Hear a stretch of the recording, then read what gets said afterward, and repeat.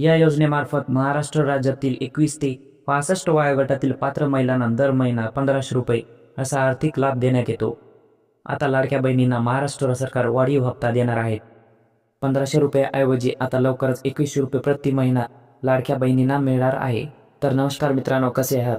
स्वागत आहे तुमचं आपल्या या छोट्याशा व्हिडिओमध्ये। आणि मित्रांनो, आज आपण पाहणार आहोत की लाडक्या बहिणींचा फेब्रुवारी महिन्याचा आणि मार्च महिन्याचा हप्ता कधी येणार आहे याबद्दल आज आपण माहिती पाहूयात। म्हणून व्हिडिओला शेवटपर्यंत पहा आणि जर तुम्हाला हा व्हिडिओ आवडला तर व्हिडिओला एक लाईक आणि चॅनलला सबस्क्राईब करायला तर अजिबात विसरू नका। तर चला व्हिडिओला सुरुवात करूया। मुख्यमंत्री माझी लाडकी बहीण योजनेच्या लाभार्थी महिलांना अखेर आजपासून फेब्रुवारी महिन्याचे 1500 रुपये जमा होण्यास सुरुवात होत आहे। लाडकी बहीण योजनेच्या फेब्रुवारीच्या हप्त्याच्या वितरणासाठी अर्थ विभागाकडून महिला व बाल विकास विभागाला 3490 कोटी रुपयांचा निधी वर्ग करण्यात आला आहे। महिला व बाल विकास विभागाकडून 2 दिवसापूर्वी तांत्रिक कारणामुळे हप्ता वितरित करण्यात उशीर झाल्याचं सांगण्यात आलं होतं। आता आजपासून मुख्यमंत्री माझी लाडकी बहीण योजनेच्या महिला लाभार्थ्यांना 1500 रुपये मिळतील।